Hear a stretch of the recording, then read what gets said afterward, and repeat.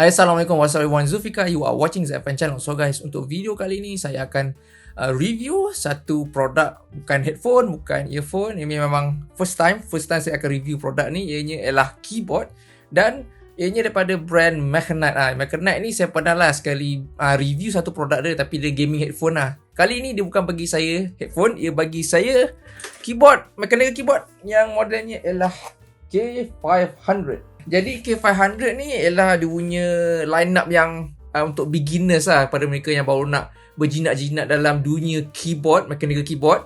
Dan dia juga model lain yang lebih mahal sikit lah. So ini memang yang line up yang paling murah sekali. Harga dia cuma dalam RM149 saja dekat Lazada. Jadi guys, ini dia punya keyboard lah, Mechanite K500. Jadi seperti kalau korang nampak ni, dari segi new design and build dia ni. So design dia ni, dia jenis 94 keys. Memang compact design, hampir 90% lah. Dia punya ruang ni cuma kat belah sini saja. 1, 2, 3 ni. Yang lain semua memang betul-betul compact lah. Dia kecil sikit lah daripada yang standard 100 berapa, 104 yang standardnya. So dia punya lebar dia ni sepanjang 353.3mm. Dan dunia panjang dia dalam 127.9mm. Dan ketebalan dia ni dalam 34.6mm sahaja. Dan berat dia ni seberat dalam 600 gram sahaja. So nak kata dia terlampau berat pun tak juga, dan tak terlampau ringan pun tak juga. Dia macam in between lah. Dia just nice punya berat dia. So yang saya punya ni, dia punya board dia berwarna putih sebab saya order yang red switch. Dia kalau yang brown switch dengan blue switch, dia punya board dia warna grey lah. Saya pun tak tahu kenapa dia set macam tu. So kalau korang tengok kat dia punya Lazada, memang korang boleh pilih lah. Yang ada 3, dia ada red switch, blue switch dan brown switch. So dari segi material dia, material dia ni memang keseluruhan daripada plastik saja. Even dekat bag dia ni pun agak hollow sikit lah dia punya plastik dia tu. Dan dia punya keycap ni material jenis PBT short. So memang dia akan tahan gak lah. Dia tahan daripada wearing lah. Dia punya dia punya ikon-ikon huruf-huruf semua ni dia takkan senang hilang lah. Dan of course dia punya keycap ni dia support backlit. So kiranya kalau berlampu tu, dia akan illuminate lah dia punya lampu dia tu. Dan ini memang RGB lah. So sesuai lah untuk korang yang gamers. Ni memang ada RGB light. Dan tambahnya pula RGB light ni korang boleh adjust. Dia ada software dia sendiri. Korang boleh buat lah dia punya profile dia tu, nak berkelip-kelip macam mana. Dan connection keyboard ni cuma wired saja, dia tak ada Bluetooth. Dan apa yang special lah, dia punya kabel ni detachable tau. Dan dia punya port dia ialah gunakan Type-C. So lebih senang lah korang nak cucuk ke device-device lain daripada PC korang. Dan kalau kita tengok dari segi design ergonomik dia ni, dia punya design ni memang ada incline sikit. Dia akan naik sikit kat belah atas sini. So dia naik ni lebih kurang dalam 10 degree macam tu lah. So experience menggunakan keyboard ni memang saya tak ada masalah lah. Dia selesa. Dan tambah pula dia ada kickstand bawah ni. So nak tambahkan lebih incline. So korang nak capai atas, so lebih senang lah. So untuk penggunaan saya, memang saya tak ada isu lah. Menggunakan keyboard ni memang selesa, senang nak capai sebab satu compact. Dia punya switch ni pun loop dengan cukup baik. So masa kita nak tekan tu, memang dia punya punctuation dia tu memang cukup selesa, cukup best. Dan macam saya cakap tadi, untuk model yang saya ambil ialah jenis yang red switch. So red switch ni pada mereka yang dah tahu, red switch ni memang more pada linear dan lebih senyap bunyi dia. Sebab sebelum ni saya menggunakan blue switch. Ni saya nak compare dengan korang So ini keyboard yang saya pun tak tahu brand ni, brand OEM lah saya beli, mechanical keyboard. Dia jenis blue switch.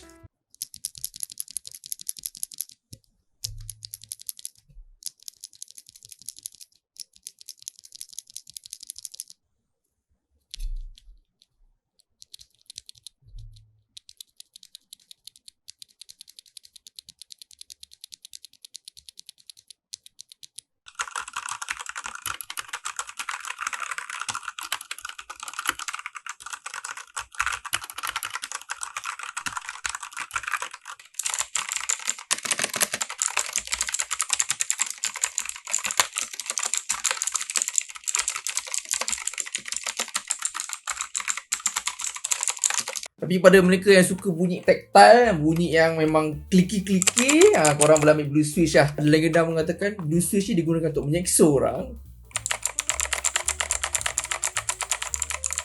Satu lagi feature yang paling best ialah ada punya switch ialah hot swappable.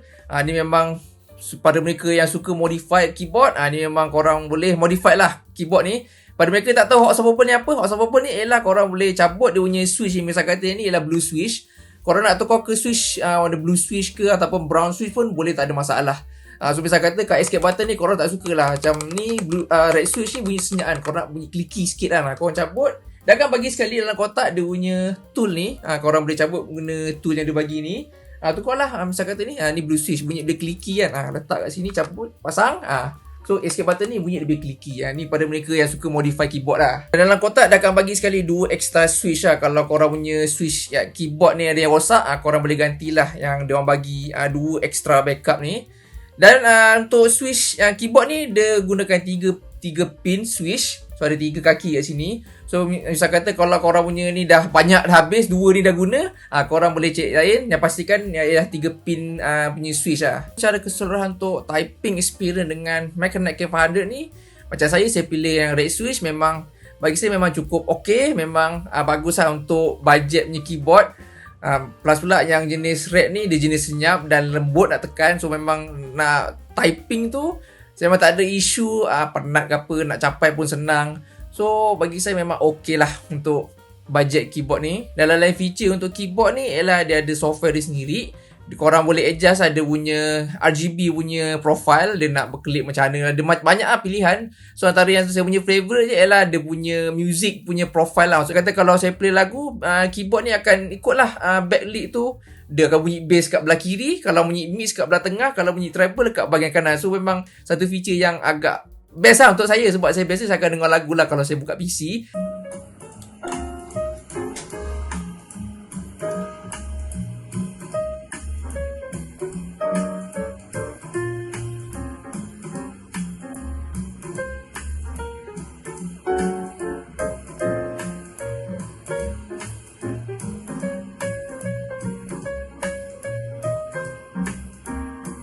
Tapi still dekat software ni pun korang boleh import lah korang punya profile tu.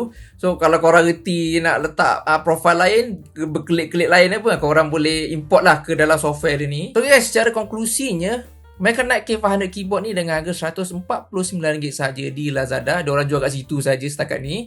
So berbalankah untuk korang angkat. Jadi pada mereka yang baru nak mencuba keyboard, mechanical keyboard, ini memang sesuai lah. Ini memang sangat berbaloi untuk korang angkat, untuk korang baru nak try lah dalam dunia mechanical keyboard ni lah. So akhir kata, K500 ni memang sangat berbaloi untuk korang angkat lah. Korang boleh angkat, saya akan sertakan link di description. Okay guys, that's all for this video. Hope you guys enjoyed. If you guys like this video, please give a thumbs up and share this video. And if you guys haven't subscribed to my YouTube channel, please do so. That would be much appreciated. And I'll see you guys in the next video.